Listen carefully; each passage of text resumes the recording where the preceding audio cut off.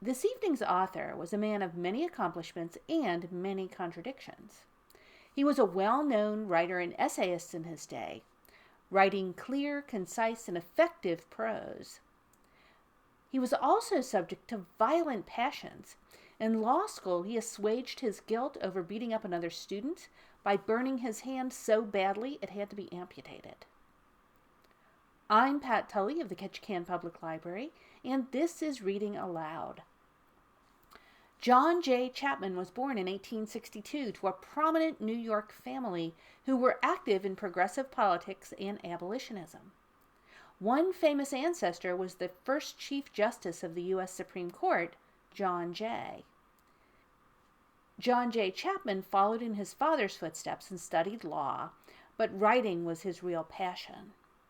Despite his fame as a writer during his lifetime, he's almost unknown today. This evening I'm reading the essay Principles from Jay's book Practical Agitation, which was published in the year 1900. So let's get started.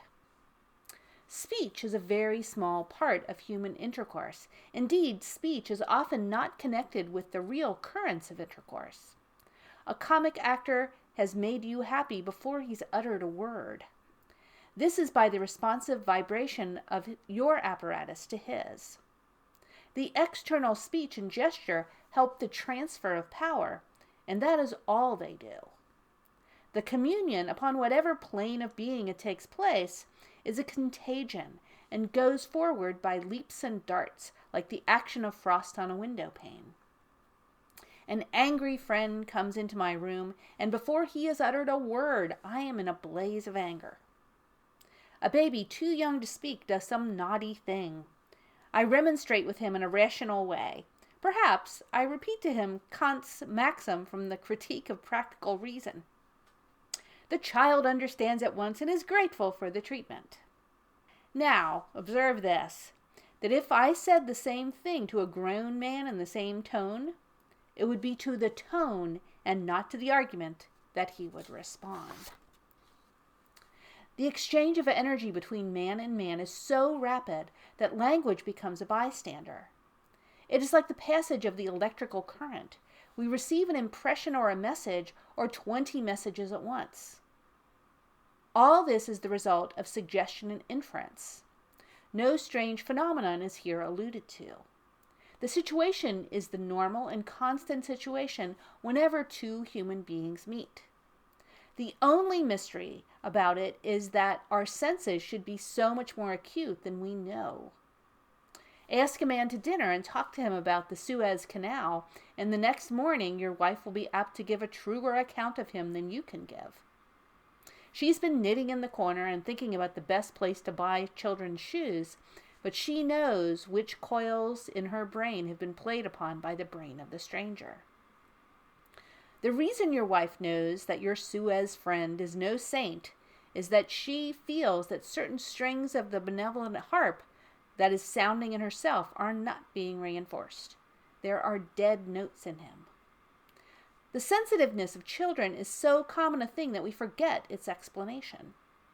It is just because the child cannot follow the argument that he is free from the illusion that the argument is the main point. The lobes of his brain get a shock and respond to it ingenuously. These facts have been neglected by philosophers because the facts defy formulation. You cannot get them into a statement. They are life, but in the practical workaday world, they have always been understood. Men of action owe their success to the habit of using their minds and bodies in a direct way. Men in every profession rely upon the accuracy of direct impressions. The great doctor or the great general or the great businessman uses the whole of his sensibilities in each act of reading a man. There is no other way to read him correctly. People whose brains are preoccupied with formulated knowledge are not apt to be as good judges of character as spontaneous persons. Their thoughts are on logic. They follow what is said. A very small fraction of them is alive. They are like chess players who are not listening to the opera. The answer to any question in psychology always lies under our hand. We have only to ask what the normal man does. It will be found that he uses his faculties according to their nature, though it may be he is embryonic and inarticulate. We speak of great men as simple because they retain a sensitiveness to immediate impressions very common in uneducated persons and in children. Their thought subserves the direct currents of suggestion. Their instincts rule them. Their minds serve them. They are great because this power to read the thoughts of others through the pores of their skin and answer blindfold to unuttered appeals, whether of weakness or of strength. To do this means intellect, whether in Napoleon or Gladstone. Every pianist and public speaker, every actor and singer knows that his whole art consists in getting his intellectual apparatus into focus, so that the vibrations of his formulated thought shall correspond and fall in with the direct and spontaneous vibrations of the audience. This is truth. This is the discovery of law. This is art. Men are profound and complicated creatures, and when any one of them expresses the laws of his construction and reveals his own natural history, he is called a genius. But he is a genius solely because he is comprehensible, and others say of him, "I am like that." His suggestions carry. Their extreme subtlety baffles analysis, just as the suggestions of real life baffle analysis. The miracle of reality in art is due through the refinement of suggestion. We cannot follow its steps or say how it is done. We see only the idea. Shakespeare gives you all the meaning and none of the means. This is first-class artificial communication. It almost competes with the everyday, commonplace, familiar transfer of incommunicable essence of life from man to man. Our present problem is how to influence people for their good. It is clear that when you and another man meet, the personal equation is the controlling thing. If you are more high-minded than he, the way to influence him is to stick to your own beliefs, for they alone can keep you high-minded. They alone can make you vibrate. It is they and not you that will do the work. There you stand, and there he stands, and you can only qualify him by the ideas that control you. It makes no difference whether you are an emperor and he a peasant, or you a good government club man and he a merchant. The same forces are at work. Shift your ground, and he feels the shift. You are encouraging him to be shifty, like yourself. What can you do for him except to follow your conscience? But this is equally true of every meeting of all men everywhere. You address a labor meeting and talk about the Philippines. You meet the Turkish ambassador and talk about Kipling's poems. You talk to your son about kite flying. To each of these contacts with another's mind, you bring the same power. If you start with the psychical value of 6, no matter what you do, a cross-section of your whole activity in the world will at any instant of time read 6. It may be that a page of ciphering cannot express the formula, but it will mean 6. The immense amount of thought that man has given during the last few thousand years to his social arrangements and his destiny has filled our minds with tangled formulas and has attached our affection to particular matters. The pomp of preambles and the stress of language stun us. There is so much of organized society. There are so many good ends.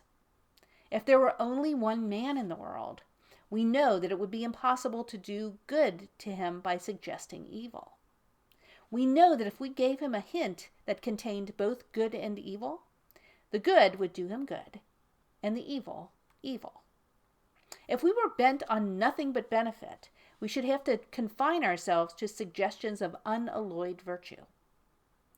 But the world is such a tangle of personalities that we do not hesitate to mix a little evil with the good we do, hoping that the evil will not be operative.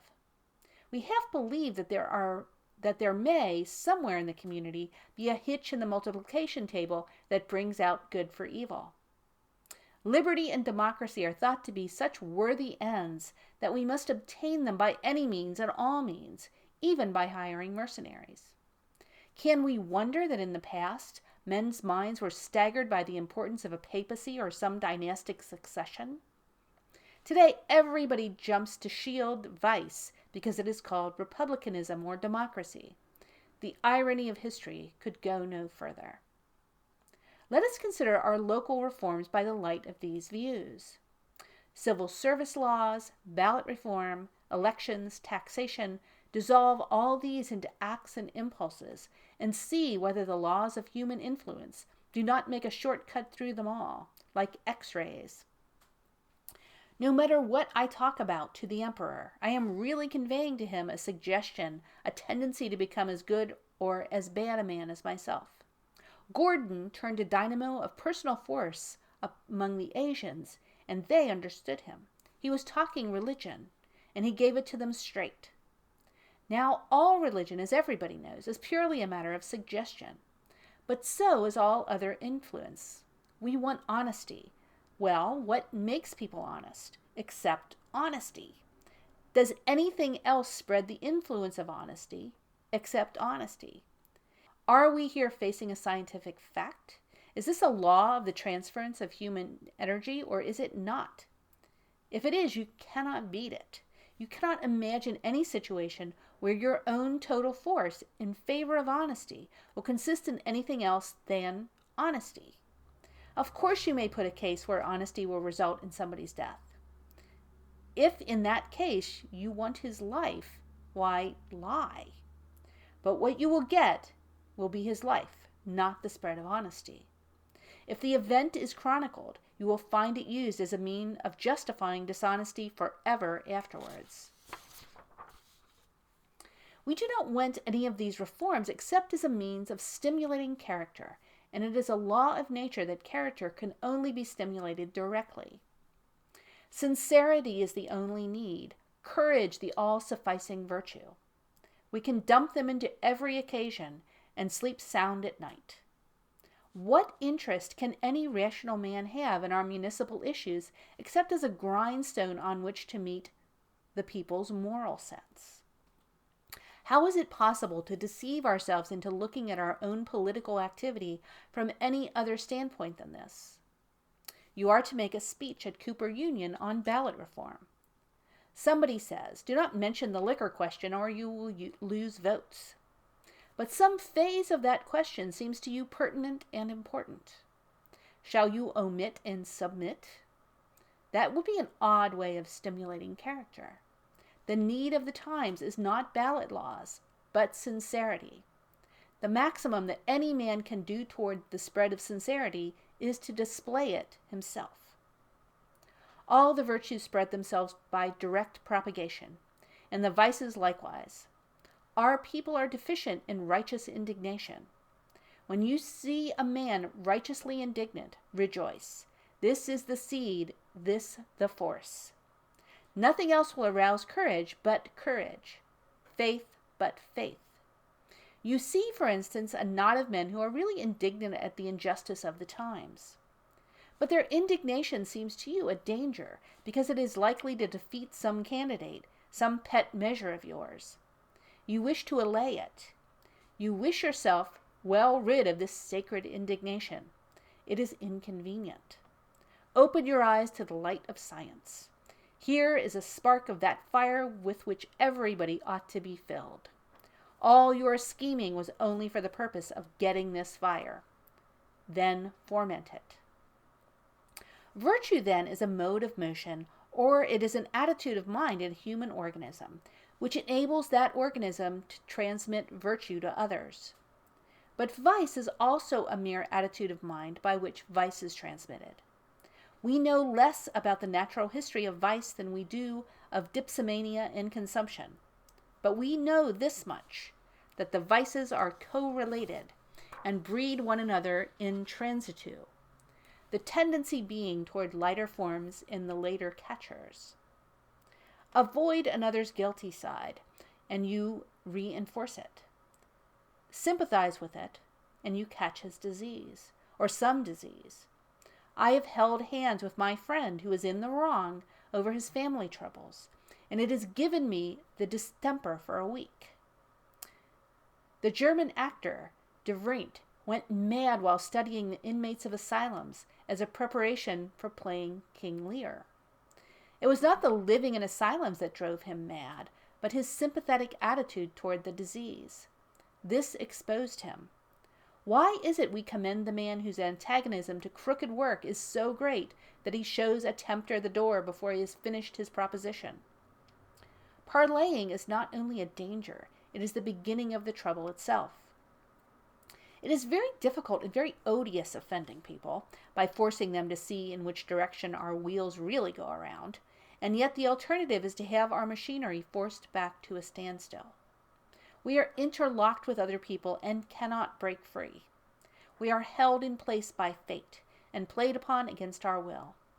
When you see cruelty going on before you, you are put to the alternative of interposing to stop it or of losing your sensibility. There is a law of growth here involved. It is inexorable. You are at the mercy of it. You wish yourself elsewhere, but you are here. You are a mere illustration of pitiless and undying force. The part you take may run through a fit of bad temper or malice. It may turn to covetousness or conceit. Who can tell? Some poison has entered your eye because you looked negligently upon corruption. It will cost you some part of your sense of smell. Use or lose, says nature when she gives us capacities. What you condone, you support. What you neglect, you confirm. It is true that your confirmation and support are managed through the mechanism of blindness. All the evil in the world receives its chief support from the people whose only connection with it is that they do not fight it, nor see it. Where politics is involved, scarcely a man in America knows the difference between right and wrong. Our mayoralty contest 5 years ago would have left Lot searching for a man who could tell black from white. It was a clear moral issue, but it arose in politics. We could not see it. That we have intellectual cataract is entirely due to the habit of condoning embezzlement. It is a secondary form of the endemic theft caught by the bystanders. The best people in town had it. If they had been lifting their hands against theft during the preceding years, they never would have caught it. Of course, we support all the good in the world as well as all the evil, and the ratio in which we do both changes at every moment. It radiates forth from us and is read correctly by every baby as he passes in his perambulator. Close thinking and fresh observation of things too familiar to be noticed brings us to this point. Now, just as no complexity of institutions affects the transfer of virtue, so none affects the transfer and propagation of vice. Yesterday you were all for virtue. You were for leading a revolution against the bosses and were ready to work and subscribe and vote. You were a man with the heart of a man. But today you are chopfallen. The thing cannot be done. It is not the year. The degradation of your character is seen in your low spirits, and in the jaded and sophistical commonplaces you pour forth. I know the academical reason for this change in you. I express it in terms of ballot law and civil service. But what is it that really has happened? The power that has struck you was focalized the day before yesterday in the office of some law-broking politicians, and the direct rays of base passion have struck straight through stone walls and constitutions, and, falling upon you, have stopped your wheels. In them was avarice and ambition. In you it is doubt. A drowsy inertia overcomes you, a blindness of the will. That is what has really happened. The rest is illusion and metaphysical talk. See now the real curse of injustice. It takes away the sight from the eyes, and that in a night. Is it not perfectly natural that Tammany Hall should be everywhere, at all tables, in all churches, in all consciences, when these electrical currents run between man and connect them so easily? I read in a newspaper that a well-known man is at Albany in the interest of a gas deal. He cannot get his way in the city and is putting up a job with the legislature. I see this thing going through, a thing utterly cynical, utterly corrupt. No paper will explain it because it cannot be explained without names. Besides, the names own the papers. Everybody understands it. Nobody minds it. Is any statute here at fault? Will any legislation cure this? If the moral sensibility of our people should become tensified by 20% in 24 hours, 20% of all our iniquities in every department would cease in 48 hours. Government is carried on by the lightning of personal suggestion, which flashes through the community from day to day and from moment to moment. Those things are done which are demanded or are tolerated at the instant they are done. I read in a newspaper that a syndicate has been formed to light the city. It is backed by the men who control the city administration, and they are now blackmailing the existing company to its ruin. Can I escape the knowledge of this thing? Alas, too easily. I own stock in it. At first we think the legislature makes the laws. Then we see it is done by a cabal, then by people behind the cabal, finally by the million bonds of popular prejudice which tie each man up with the times. Look closely, take some particular man, and consider why is it that he does not spend his whole time in fighting for virtue. It will turn out that in some form or another he is the beneficiary of these evils, and has not the energy to fight them. One man depends upon the status quo for his living. The next is held by affection for his friends, by the ties of old prejudice, by inertia, by hopelessness. Which of them is the more deeply injured victim of tyranny? The active self-seeker or the listless man? The Tammany boy or the American gentleman? Every man bears a direct and discoverable share in the responsibility. A janitor keeps his place through Tammany influence. A young lawyer gets business by keeping his mouth shut. Follow out the lines leading from any man, no matter how obscure he is, and they will lead you to some antechamber where gigantic business has its offices, where the highest functionaries of commerce and politics meet. The business world is all one organization. It is a sort of secret society, a great web. No matter where you touch it, the same spiders come out. The boss system, then, appears as the visible part of all the private selfishness in America. It is the great religion of self-interest, with its hierarchy, its chapels, its propaganda, and its confessors in every home. You yourself support it. I saw last week at your table a magnate whose business conduct you deplore, and today I heard a young man make the comment that there was no use fighting the current so long as social influence could be bought. Do not accuse Tammany Hall. You yourself have corrupted that young man. So long as you think you can circumvent the laws of force, you will remain a pillar in the temple of iniquity. But look closer still at each of those individuals and see just what it is he is giving as the purchase money. One man gives $25,000 to pay a president's private debts and goes as minister to England. Another gives merely his name to endorse a doubtful candidate for the assembly and receives prospective goodwill from the organization. What is this great market overt where everyone can get what he wants? The syndicate can get the franchises, and the aldermen the cash. No one is too small to be served, or so great as to require nothing. Upon what principle is this monstrous bazaar, this clearinghouse for self-interest, conducted? It is as large as the United States. The transcontinental railroads use it, and it's so well managed that I can get my friend a job as the secretary of a reform movement. What is it that makes this universal shop run so smoothly? It is hooked together simply on business principles. The price you pay is always the rubbing of somebody the right way. The thing you get is advancement or personal comfort or of some sort. It has happened that by the operation of commercial forces, The whole of America's 70 million people have been polarized into self-seekers, and our total condition is visibly Vanity Fair. You can actually follow the rays of power from the individual to the boss. All the evil in the world is seen to be in league. Embezzlement and laziness, selfish ambition and prejudice, cruelty and timidity here openly play into each other's hands, support and console each other. Nay, every atom of vice, every impulse of malice or cupidity can be shown up as a tendon or a sinew of the great organization of selfish forces.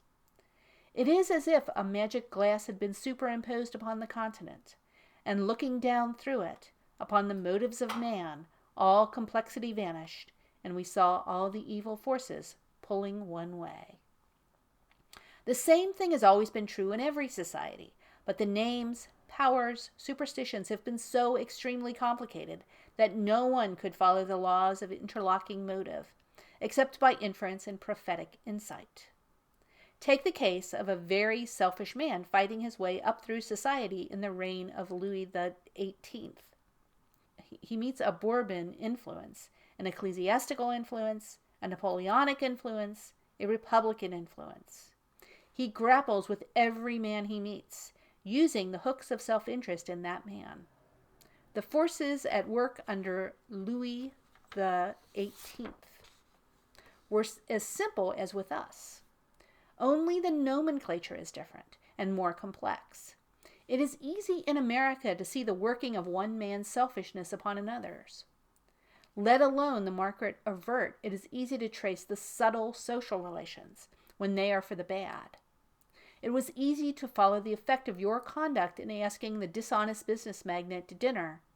Because the young man spoke of it, he was shocked and injured. But we also found out by the episode that before you did the thing, you were really a factor for good in his life, holding up his conscience and his ideals. The inexpressible subtlety in the mechanism of man makes the transmission of the force for good as easy as that of the force for evil. They are of the same character and very often flow through the same channels. There is no more mystery in the one case than in the other.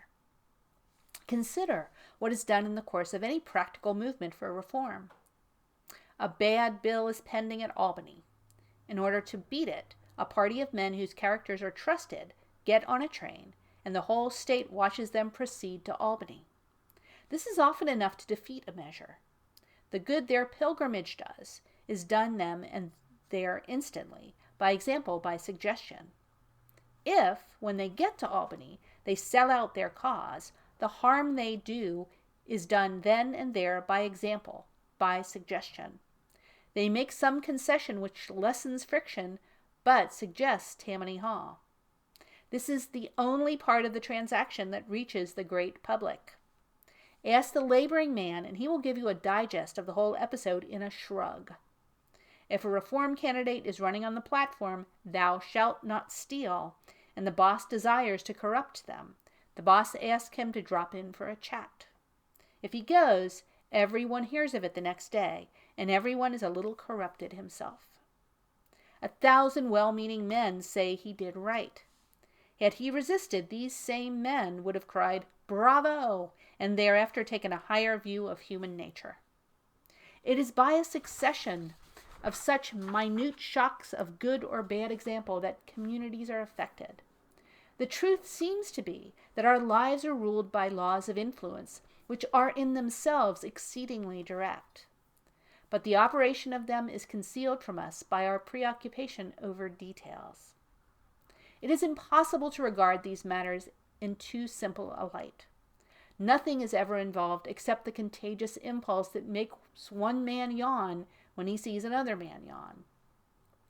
Both the good and the evil in the world run upon the winds.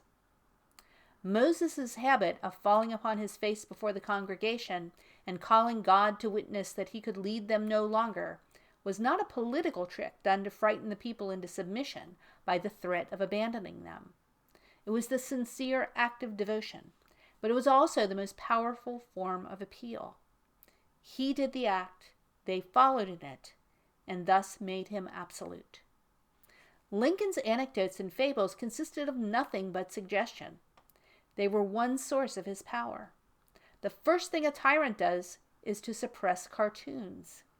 Here we have something that is often sheer pantomime, and yet it is one of the most effective vehicles in the world. It was the only thing Platt could not stand. Within 2 years, he has tried to stop it by legislation.